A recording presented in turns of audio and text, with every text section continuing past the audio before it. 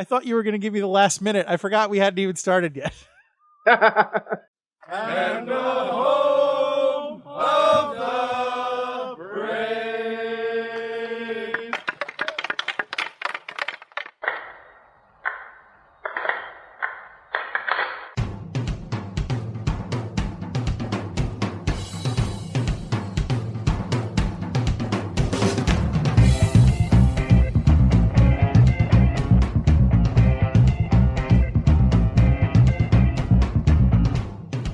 Game on!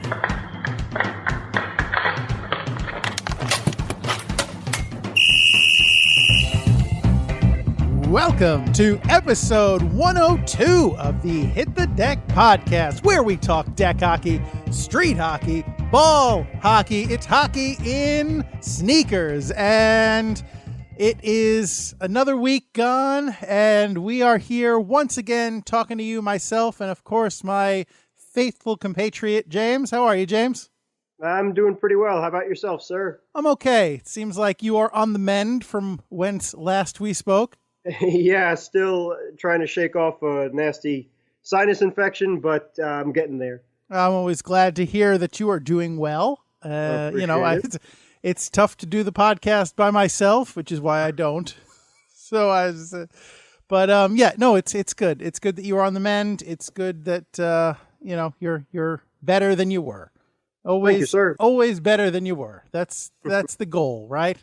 Yes, exactly. Well, I tried doing that for my deck hockey game. That really didn't work out very well, but hopefully I could focus on the podcast now. Well, I think you've been a little uneven in terms of your playing time, so that doesn't help. No, injuries and other health issues. I just turned 40, as everybody knows, or at least if you haven't heard the last couple of podcasts. James is over the hill.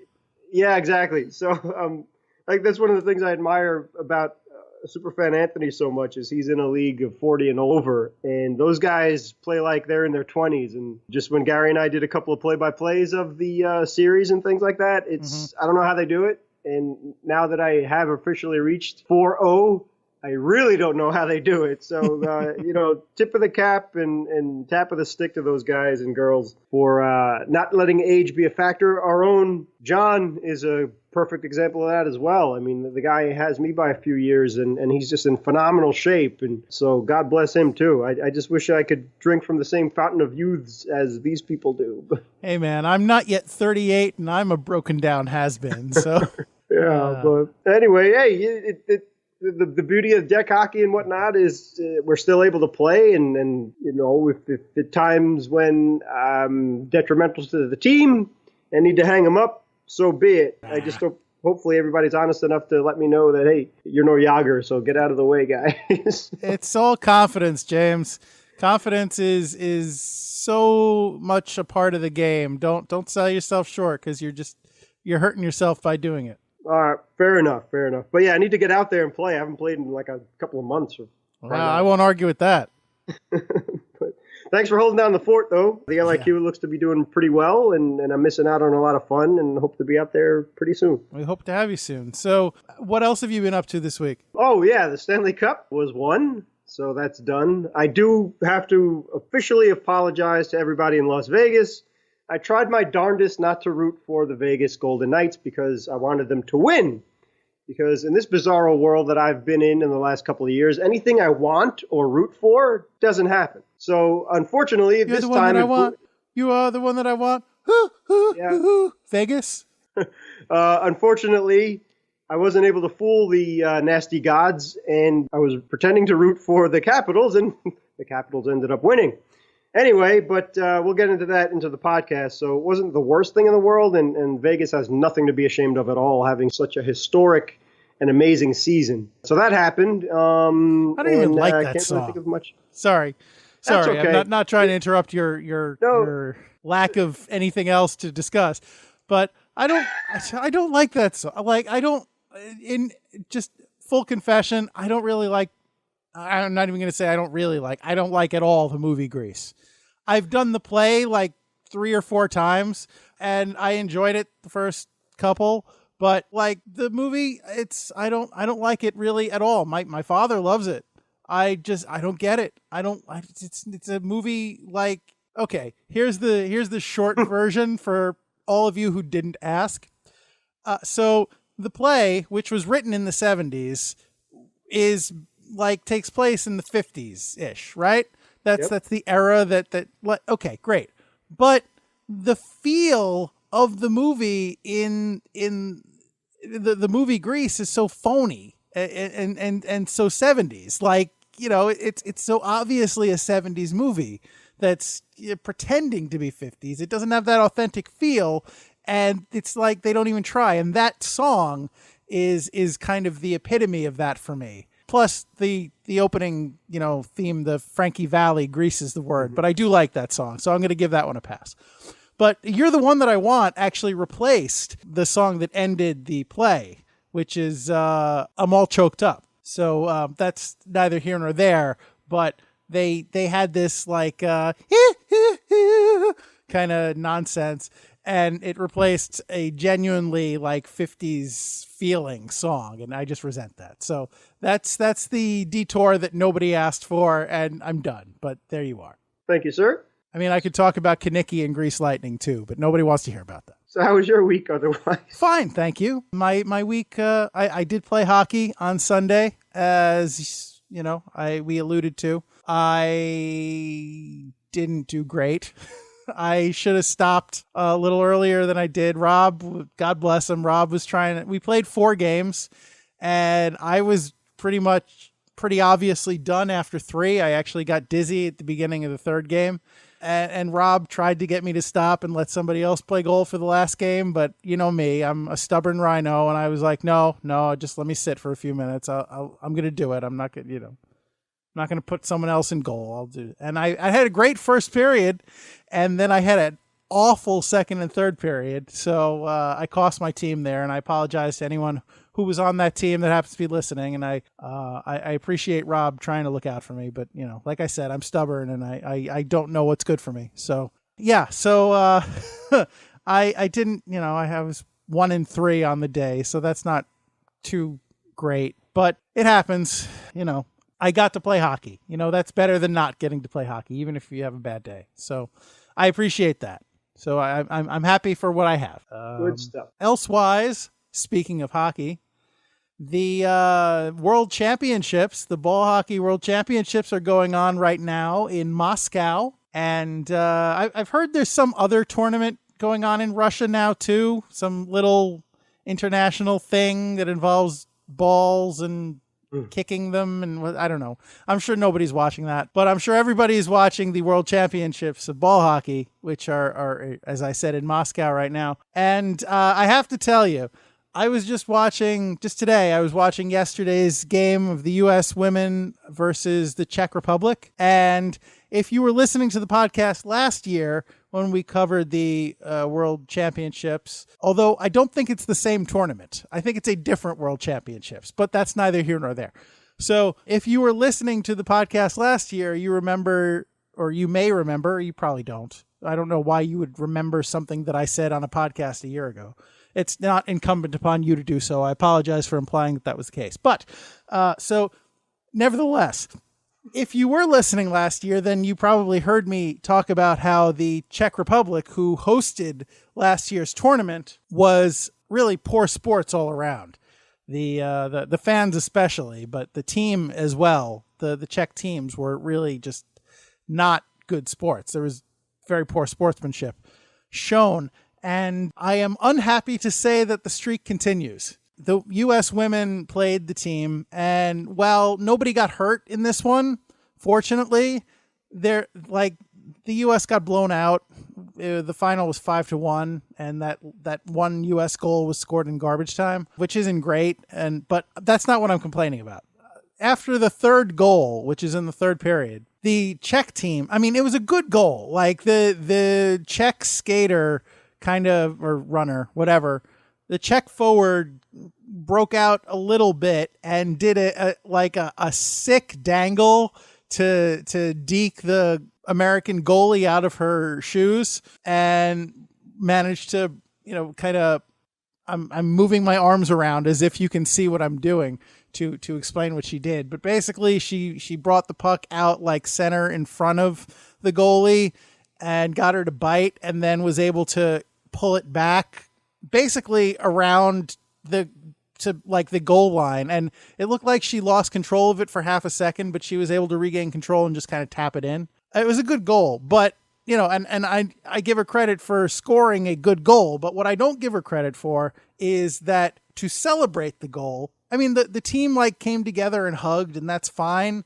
but then they did some choreographed thing that they must have prearranged. They must have practiced this because it was on cue, right next to the goalie and right next to the goal, who's, I'm sure, frustrated that she just gave up that goal in a crucial moment. They all drop to the ground on their backs in a circle and start kicking their feet like synchronized swimmers. It's some kind of if this was the NFL, they would be awarded penalties for that celebration. I mean, there's no place for that kind of stuff in hockey.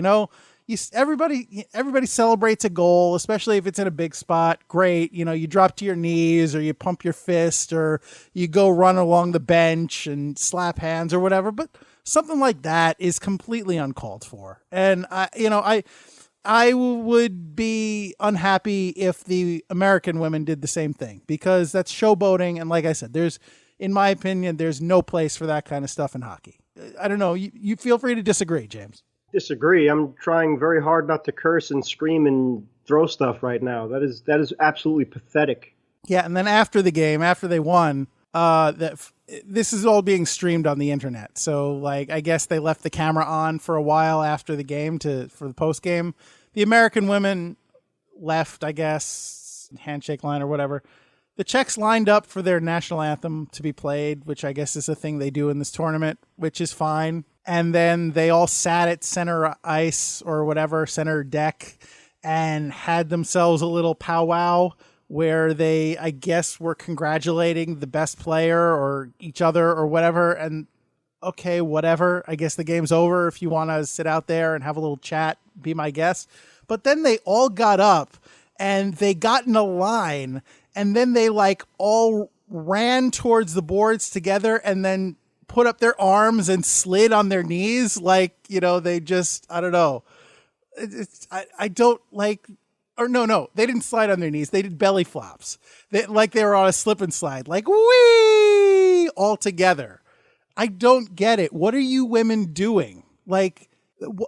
Seriously, what are you doing? This is not hockey. This isn't rec league hockey. I mean, if guys did that, they would get punched. I don't know. At least. I don't know why this is considered acceptable. And I realize I'm going on a rant here, and I apologize. And you know what? If Jackie Speigel hears this, maybe she can send us an email or something and give us a little insight. Maybe there's some element of this or some cultural aspect that I'm missing. But this just seems stupid to me. It seems unnecessary, and it seems like poor form. Even if these morons won the whole tournament and acted like that, it would be humiliating to themselves and to the sport. Mm-hmm. So we'll just put a cap on that, because I'm really very, very, very angry listening to this. And to be versus our U.S. women makes it that much worse. But that is absolutely 100% pathetic. And when Gary says don't be that guy at the end, all those stupid women are that guy. And that's a great point that you raised there, James, that I failed to mention. It's not even like this was the championship game. This is just a round robin game in the tournament. I'm sorry, James. I didn't mean, I'm upset by this, but I think it's ridiculous. You seem to be genuinely upset, genuinely angry. And I apologize. I didn't mean to rile you up. I just wanted to talk about it because I thought it was, worth mentioning. Yeah, of course. So cool. So you're a much better guy than I am anyway, but this is just an example of that. Isn't Jaromir Jagr Czech? I don't know. I think everybody who is Czech should just change his country, because that's just absolutely darn right humiliating. And like you said, get a handle on this. If the U.S. women would have done that, we'd just be just as, but they wouldn't, because they'd never be that unprofessional or that childish or that stupid. So, all right. Thanks for the heads up, and every team except for the Czech morons. Well, really. We've gone long again, James. We should probably get around to introducing ourselves. Or about 5 minutes ahead of schedule, so that's good. Okay, good, yeah, good. We've only wasted 15 minutes at the beginning of the show. Everything is going according to plan. All right, so for those of you who are still here and for some reason don't know who we might be, allow us to introduce ourselves and jump right into tonight's starting lineup. And for tonight's starting lineup, in goal, as ever, I am number 35, your American Rhino, Gary McComiskey. And of course, my stalwart co-host. On defense, number 4, I'm James Sajazi. Yes, sir, James. Oh, James, yes. I mean, it's not like I just remembered who you are. I know who you are. I just remembered something that I forgot to mention on last week's podcast. So I'm going to extend this whole opening even more for no good reason. But so last week, if you missed the podcast last week, I was talking about how I had my first in a long time experience not in goal. I was running. I was a runner or a skater or whatever you want to call it. I was out there with a hockey stick in my hand, running back and forth along the court, trying to make plays and defend and what have you. You understand. You're not a dumb person, I assume. So that whole experience, and I had talked about how it hurt. The big part of what I was talking about last week was how I had gone through all this and it really hurt, partly because my body wasn't used to it and partly because it hurts. But so the thing that I forgot to talk about, though, perhaps the funniest thing to come out of this whole thing, the day after I played in this game where, at that point, my body was just a mess. Everything below my neck hurt. My legs were jelly. If I sat down for more than 10 minutes, I had trouble walking for a while. I was just in bad shape. So the next day, I happened to be at my parents' house that evening. And I was telling them, I guess I was moving very gingerly. I was explaining to them why I was in such bad shape and how the hockey that I was playing and how my body wasn't used to it because usually I play goal, which they know. And I was running around, which is different.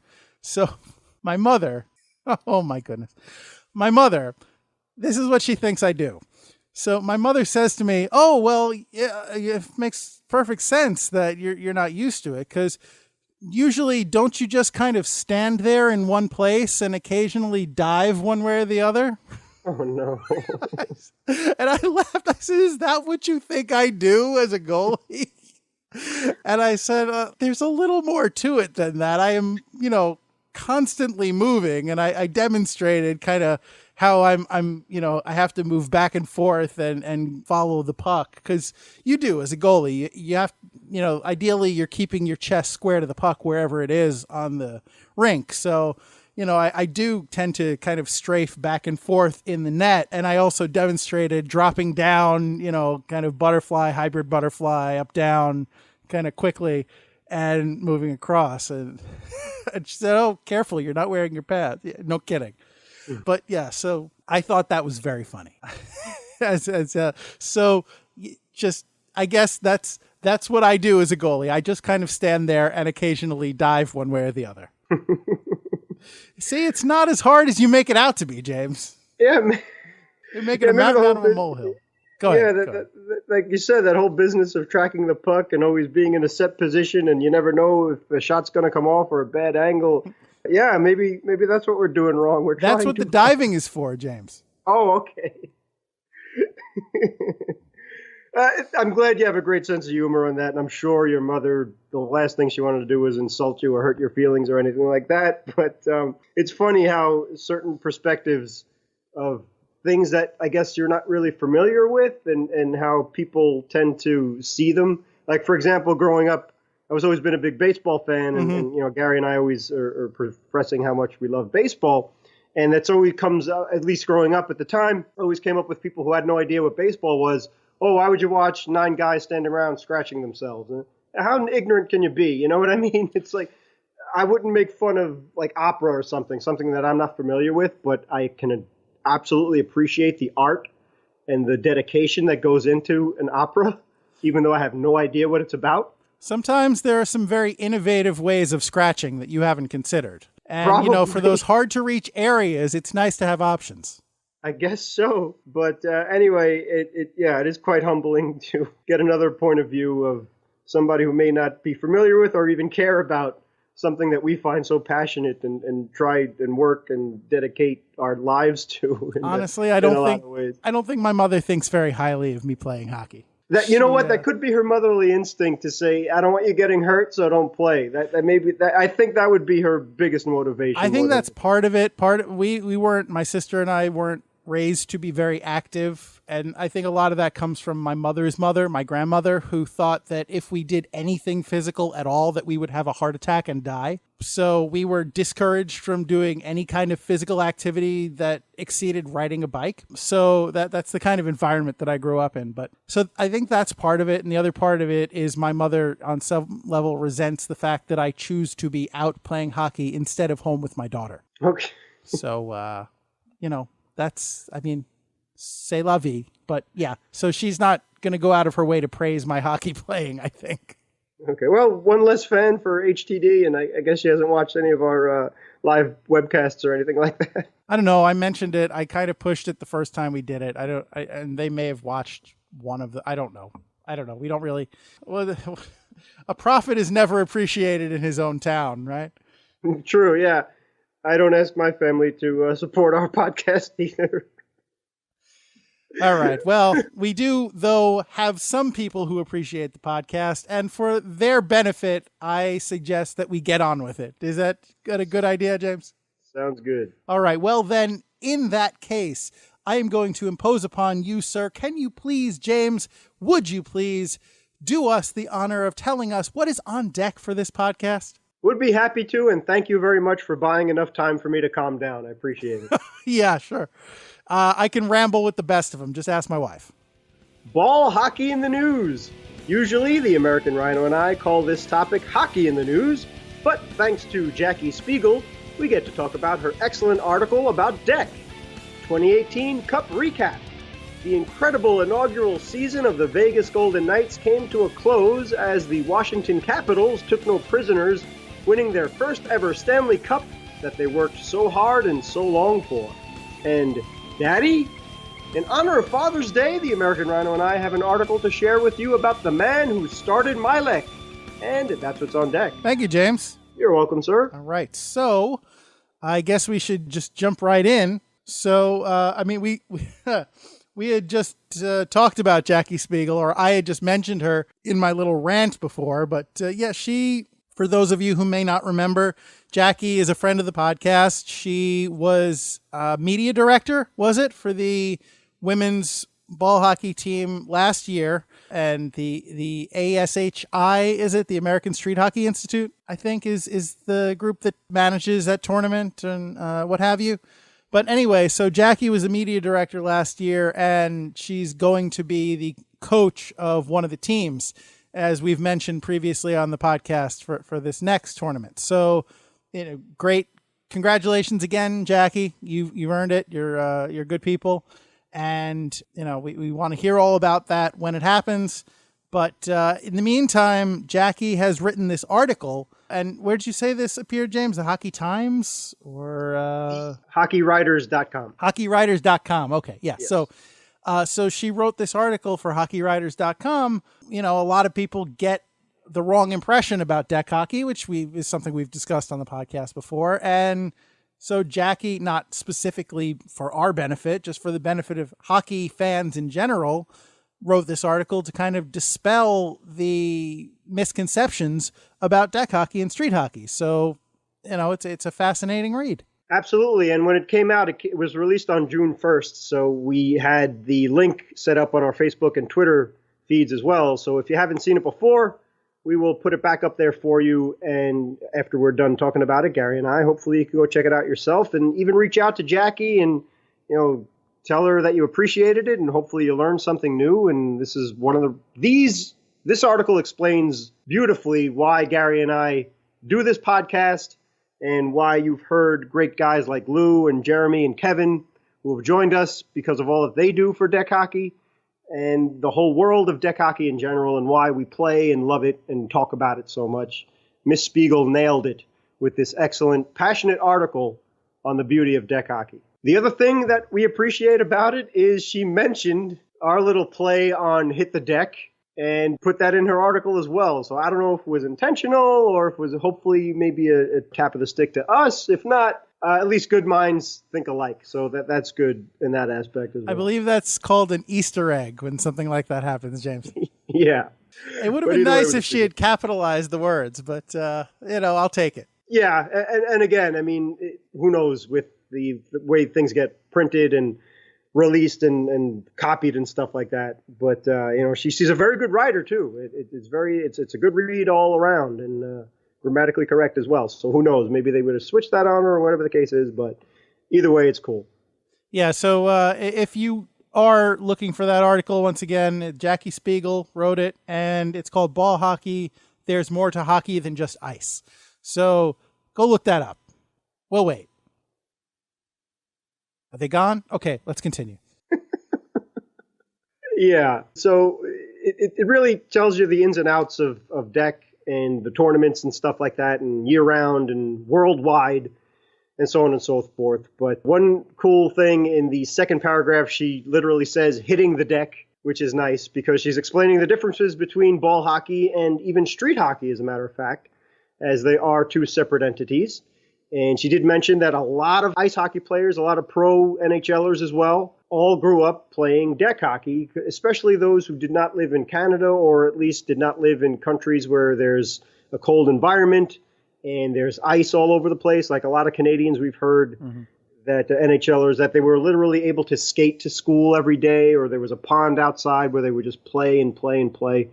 But for those of us in climates where you have 4 different seasons and you're a hockey player, you got to compromise or do something else. So in the meantime, when there's no ice on the floor and you do have a flat surface, it could be a street or wherever, or if it's a handball court like what we play on, you got to do what you got to do. So you could still do your stick handling and practice your shots and all that stuff, just it's not on ice. But the beauty of the deck hockey ball, and you can even use your ice hockey stick and stuff like that, as Gary and I have talked about the wraparound, which saves the blade, so you don't have to worry about that withering down. Or you could just get a Mylec stick and Mylec ball, which we will get into in a couple of topics, and away you go. Still waiting for you to bring back the goalie wraparound, hockey wraparounds. Yeah, what's going on with that? I'm surprised that they kind of phased that out a little bit. Yeah, that guy's got a great point. Yeah, what he said. Seriously. Bring back that goalie wraparound. Uh-huh. I agree. All right, settle down, guys. Settle down.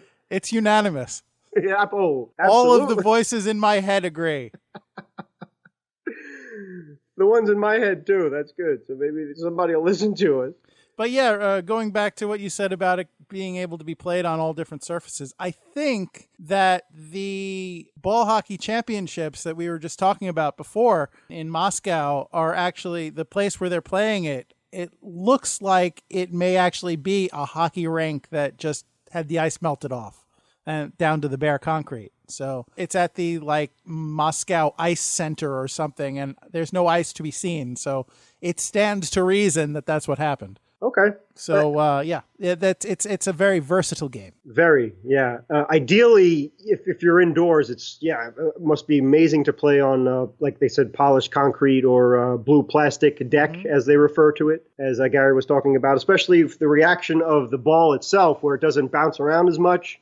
And again, it's a lot easier on your equipment when it's a nice smooth surface, and the game is faster that way. And truer passing and so on and so forth. So that's really cool that they go through that for major tournaments a lot, as Gary was just mentioning before as well. And again, Jackie goes into the differences between ball hockey and street hockey, the differences in rules and the regulations and the size of rink, as a matter of fact, because yes, a lot of times you can easily play on an ice hockey rink, which is roughly 200 feet by 85 feet, and you could play deck hockey if the ice is melted and it's a flat enough surface. Or the deck hockey rink proper is a little smaller than an NHL regulation rink by, I think it's like about 100 feet by 80 or 75 or thereabouts, and a little bit of an intricacy there too, where because you're running around, they take that into account so that you don't have to exude as much energy as if you were skating, because as exhausting as ice hockey is,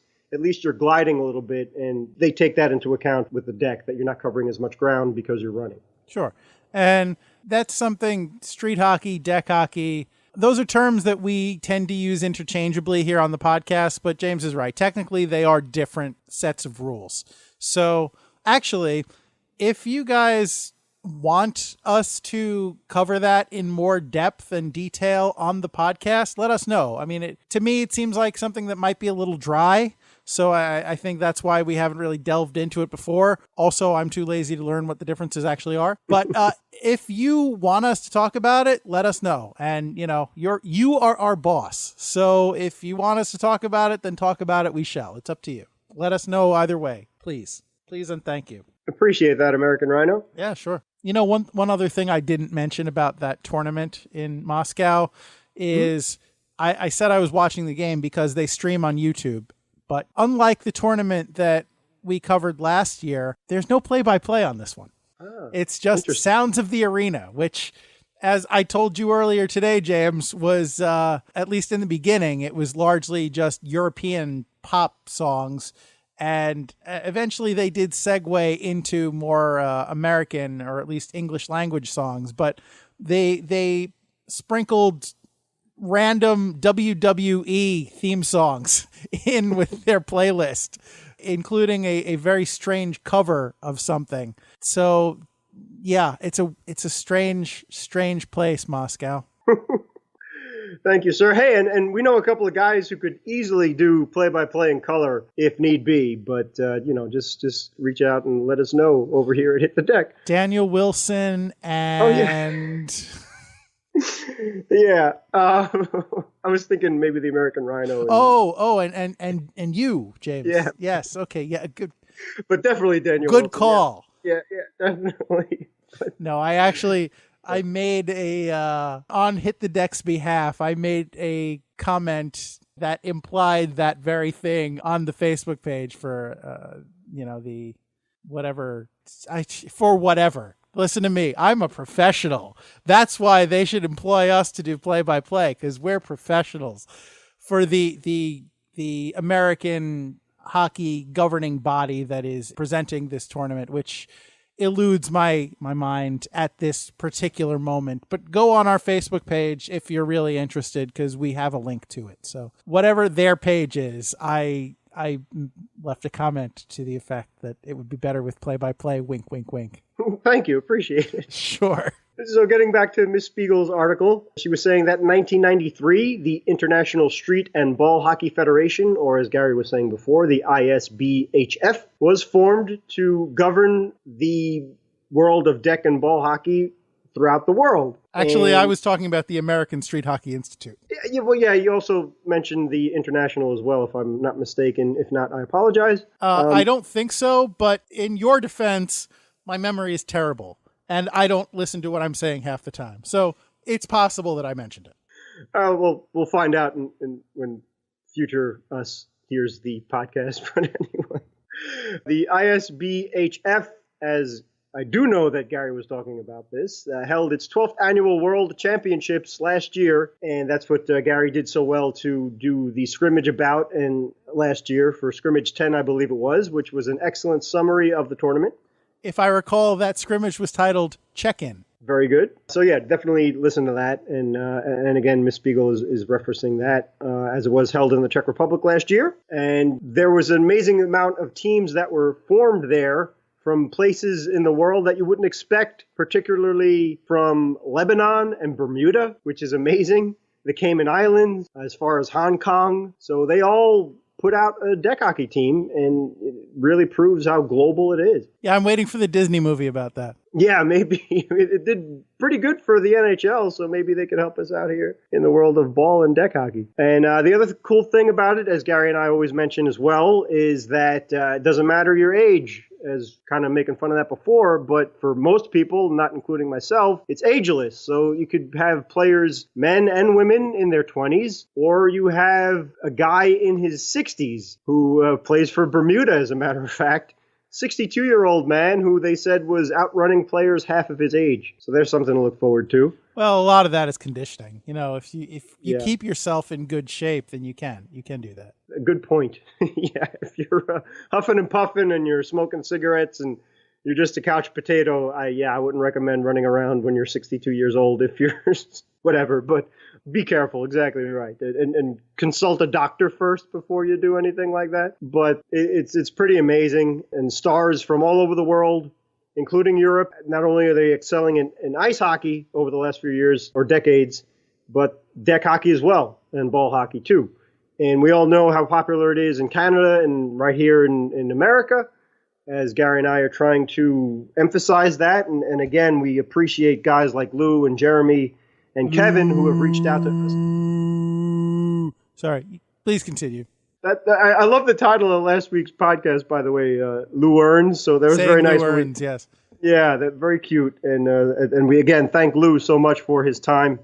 And we hope to hear about the updates that he has, and that everything's going well with him and his crew. So the other thing too is they're looking to get the deck hockey and ball hockey as an Olympic event, because they've proven that it is a global event. They've proven that these tournaments are successful, and a lot of people enjoy them, and it's competitive, and fans are out there supporting it as well. So maybe the Olympics could open up a door for ball hockey, and they can compete every 4 years there. Also, believe it or not, there are, and it's really rare, but it is possible, but as of last year, they were saying in this article that ISBHF World Championship came up with prospect Danik Martel, who plays for the Philadelphia Flyers, and he earned his NHL call-up, which was amazing, but his roots are deck hockey, obviously. I'm not saying Lou Earns.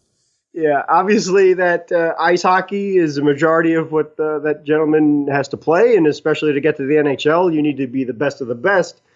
But that's pretty impressive that they do have ice hockey players, and we've heard about this before, roller hockey players and ice hockey players competing in these deck hockey tournaments. And generally, they're probably better than the average deck hockey player because they have the experience and the endurance of playing ice hockey and the physicality of playing ice hockey, because obviously you have to worry about getting hit, taking hits, avoiding hits, because that weighs on you really quick. And if you can absorb that like a boxer, you're a lot tougher and stronger for it. And when you get to compete in deck hockey, you don't have to worry about getting blindsided or knocked down or anything like that. So you can just focus on your game, and probably your wrist shot's going to be a little bit better than the average deck hockey player. Your slap shot's probably going to be better, and so on and so forth. But the good thing about that is it means that the deck hockey players are able to compete with these highly skilled NHLers or ice hockey players.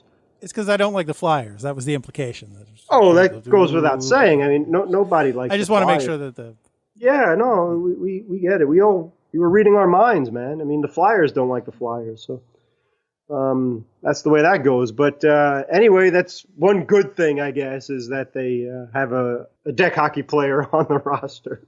At least one that admits that he was a deck hockey player. Yeah, maybe Nick, maybe they can throw deck balls at Santa Claus. Yeah, maybe.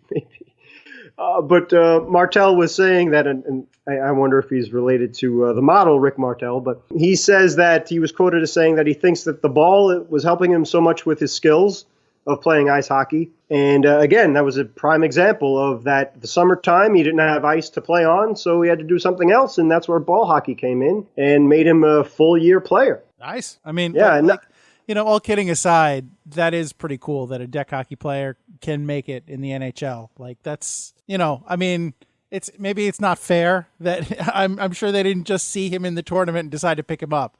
I'm sure he was an NHL prospect already when he played in the tournament, but it is cool to see that a deck hockey player by nature can make it in the the big boy league in the NHL. With, if anything, I think it validates the sport to an extent, because we've talked about this before. People see deck hockey and I think Jackie even mentions this in the article, how people see deck hockey and street hockey and all that as kind of like a poor man's substitute. Like, oh, if you can't make it playing real hockey, you play ball hockey. But it's not, it doesn't have to be that at all. So the fact that a skilled player in the ball hockey sphere can also compete at the NHL level is encouraging, and it's a great story for the sport. Absolutely, and the same thing for the ladies out there, because there are professional ice hockey leagues for women, and a couple of deck hockey players made it to, for example, like the Buffalo Buttes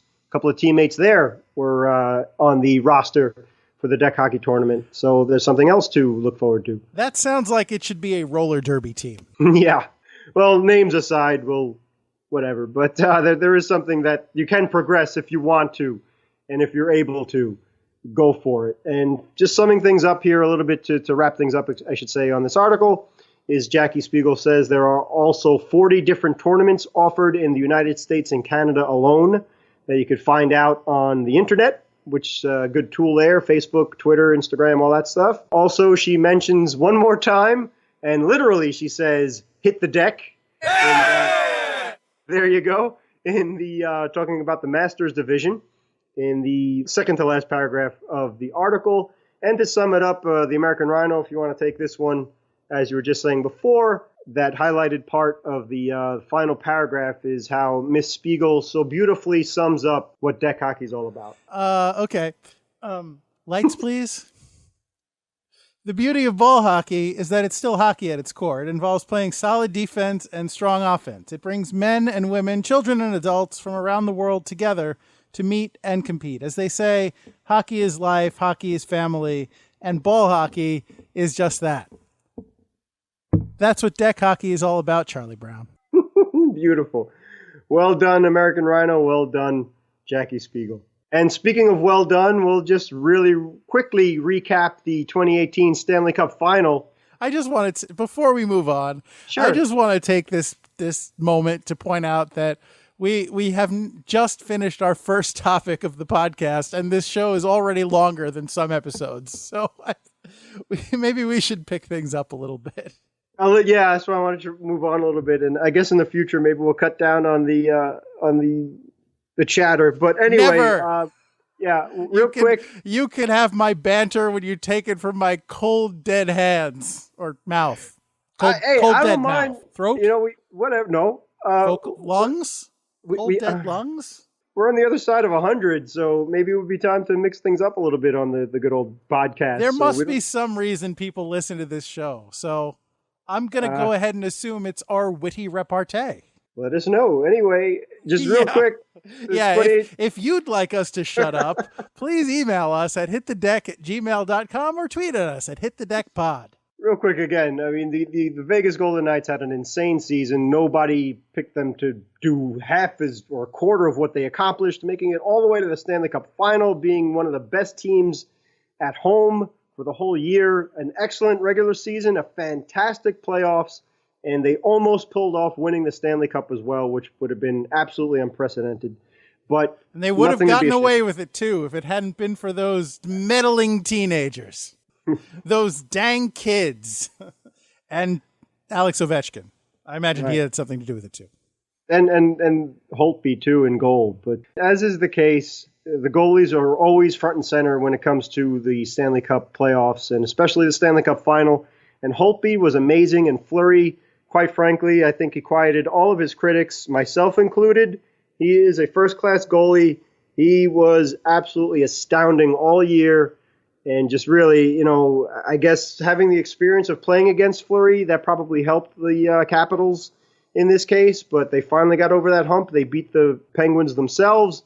And then their goalie, who was drafted because of the expansion draft for the Golden Knights, as fate would have it, there he was in goal against them. But really, just great stuff. It was an exciting tournament and a lot of fun to watch, and great for hockey all around. Ratings were fantastic too, which is nice. That's always good to see. But I just have a question to see. I'm sorry for second guessing and being an armchair quarterback. There's nothing more pathetic than that. But let me just step into that patheticism here, if that's even a word. But I like it. Let's keep it. Okay. Skeletorial. The Vegas mascot. Thank you, Skeletorial. The Vegas mascot, who is known by Chance. Well, in game one because they were the home team, the Golden Knights, he drove up in kit in the actual Knight Rider car. That's how he showed up to the arena, in kit. Awesome. Absolutely.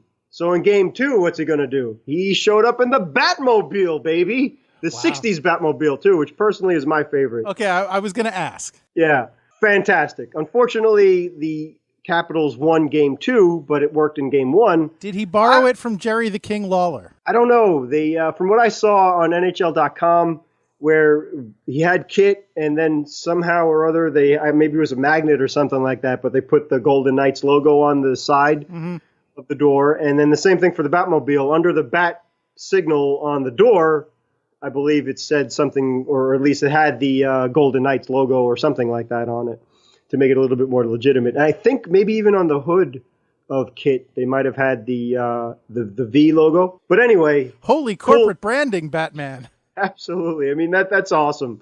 You got to arrive in style. But I just can't help but wonder, when the series came back for Game 5 in Las Vegas, I don't have any. I was looking and I couldn't find anything. I didn't see if Chance drove up in another famous car, and if that might have cost them in the end the Stanley Cup final. So I submit, Chance, you should have showed up in the General Lee, man. I mean, it would have at least got you one more win. I guarantee you that. But whatever.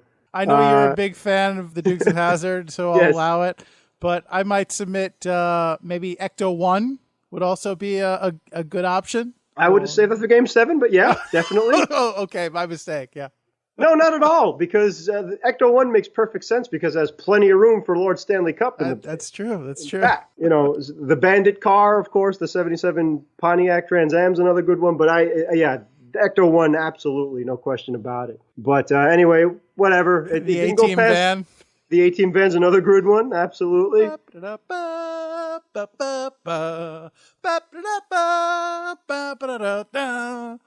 Okay, I'm done. So that's just a little bit questionable, but I do have to admit, and I apologize to everybody in Las Vegas again, I was secretly trying not to root for the Golden Knights because, as we said before, just my bad luck is anything I root for, anything I want does not come to fruition. But it blew up in my face. I guess the evil god saw past my scheme and knew I was really rooting for the Knights, even though I was pretending to root for the Capitals. But I do have to admit that seeing Alex Ovechkin and his pure joy of getting that Stanley Cup and the excitement that he had on the bench, knowing that after 13 long, hard years, he earned that cup. Absolutely, he did. A great career. Personally, I may not be a fan of his, but that's more because I'm a Ranger fan. And I'll be honest with you, I think he really is an excellent player and a strong guy and a guy I would love to have on my team.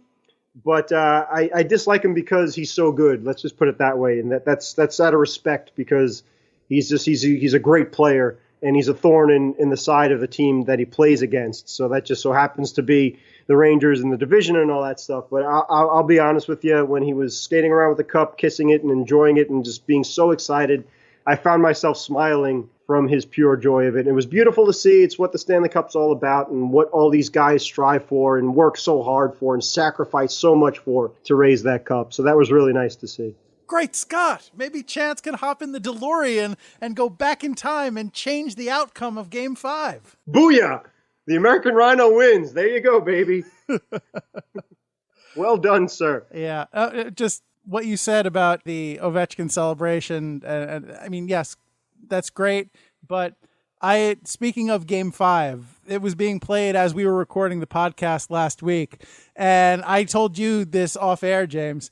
But if you happen to be watching the Stanley Cup Finals, there is definitely a reason that Gary Bettman is booed year in and year out when he presents the Stanley Cup. Because the latest example is, if you were watching the broadcast, and I don't blame you because NBC is a hard watch, but if you were watching the broadcast, you may have seen him on the intermission report, and they asked him if he was happy. They said, "Oh, you must be pleased with how successful Vegas has been in its first year." And this guy looked like the cat that ate the canary. He had such a punchable smirk on his face, talking about, "Oh, well, we always knew that the marketing team told me that the first team that gets to Vegas is going to be spectacular. They're going to do very well. And, I'm glad that we were the first to get there. And yes, of course, we're very pleased with how," shut up, dude. You didn't do anything.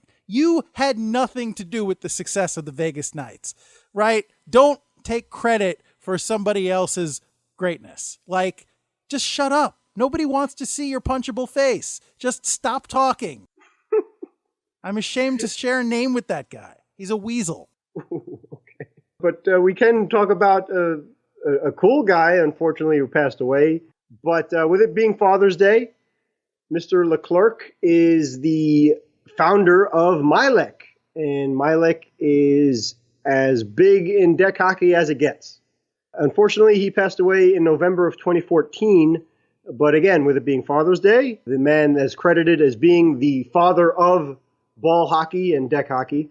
There was an interesting article that was written about Mr. Leclerc that was by Aaron Nicodemus, and he posted that back in November of 2014, late November of 2014, when Mr. Leclerc passed away. But real quick, thanks to him, Mylec Corp came to be. That team developed the ball itself and the science that went behind the good old orange ball that we are all so familiar with, and we even borrow in our logo as well.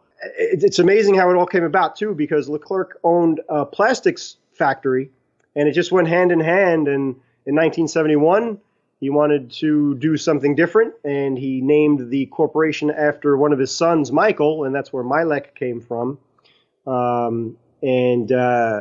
It's you know, the rest is history. So a lot of ingenuity went into the ball, into the equipment used in deck hockey, and the evolution of the equipment going all the way up to now. And the timing was perfect in the 70s too, as it's all based in Massachusetts and Leominster, as a matter of fact, which we talked about in Hit the Deck 91 about the Team USA under 14 kids, as a matter of fact. Leominster kid. Absolutely. From Boston. That's right. It was a wicked great podcast. Exactly. So yeah, that the Bruins were ruling the NHL world in the 70s, and certain defensemen, I don't know if anybody knows about him, Bobby Orr and Phil Esposito and his brother. Yeah, a couple of no-name guys, you know, the Esposito brothers and stuff. But yeah. ESPN? What? Yeah, as a matter of fact, the first two spokesmen for Mylec were the Esposito brothers themselves. I mean, how awesome is that? That's pretty cool. So it just really all came into full circle. And it's fascinating how they tried so long and hard to come up with a good combination of plastics to come up with the ball that is what we know today. And they picked the color orange because of obvious reasons. It's bright. You could see it clearly. They picked the density and the form of plastic, which it didn't just happen overnight. It took a long time to develop it and come up with a strong enough plastic that is durable enough to play when it's warm outside, and when it's cold outside, it's not going to crack. When it's warm, it's not going to stick to the surface, and it's not going to bounce around as much, and it's going to react as close to a puck as it can, because as they found out too, and I could definitely vouch for that, when you're playing on asphalt or a rough surface with a puck, the puck always goes on its side, and you're wasting so much time trying to corral that thing. It's hard to pass. It spins around. It goes in a big circle on its edge. It's a nightmare. So Mylec coming up with that good old ball that we love so much. Well done. Yeah, actually, interesting little fact. A lot of you probably already know this, but there are different kinds of balls depending on the temperature that you're playing in. You can, and the pack of balls that you buy should have like the temperature rating for what you're buying. But basically, they make 3 different kinds of balls. They make balls for cold weather, you know, medium weather or moderate weather, and then very hot weather. So the thickness and the kind of, I'm squeezing my hand as if you can see that and know what I'm talking about. Let's just say squeezability of the ball is going to vary based on what kind of weather you're playing it. Because if you have a ball that's designed for the cold weather and you try and play in the hot weather, it's going to like fold in half, because I assume it's thinner or it's made of, a less dense material that when it gets cold, it will kind of solidify and be better to play with. But conversely, if you try and play with a hot weather puck in the cold, it's going to be like playing with, a brick.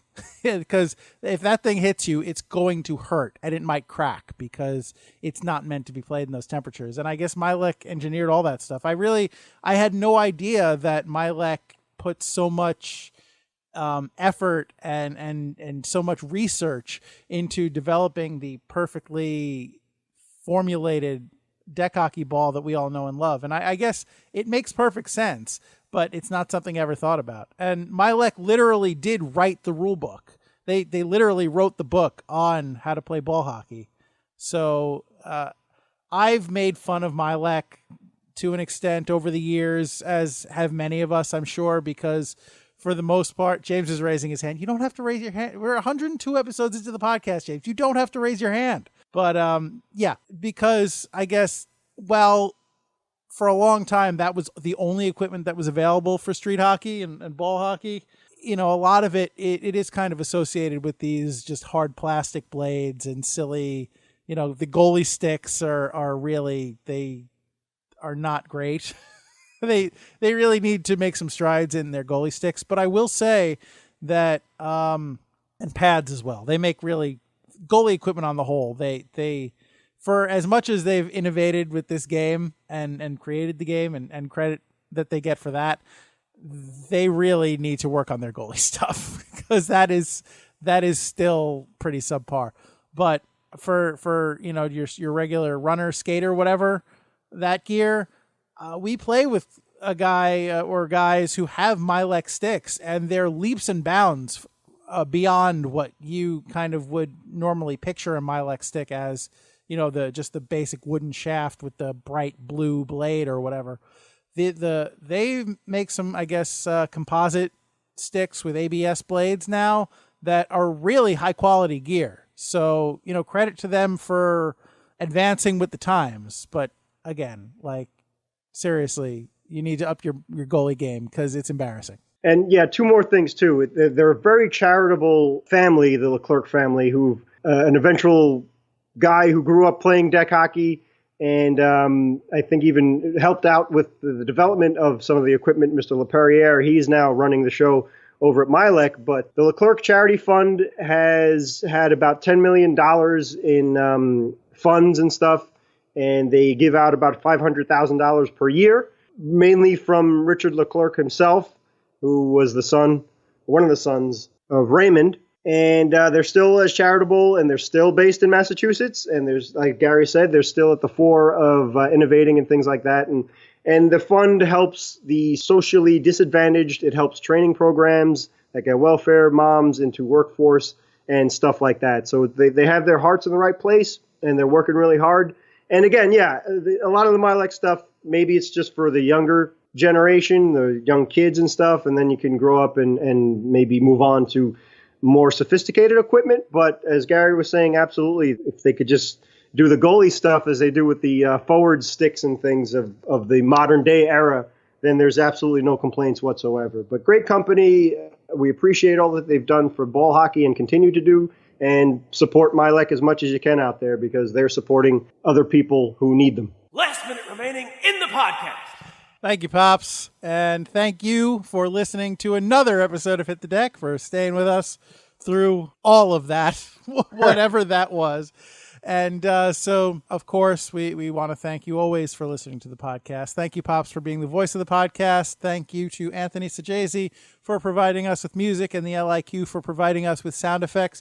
We were joking about it before, but please feel free to contact us if you have something you want to talk about. If you want to give us some feedback, we'd love to hear your feedback.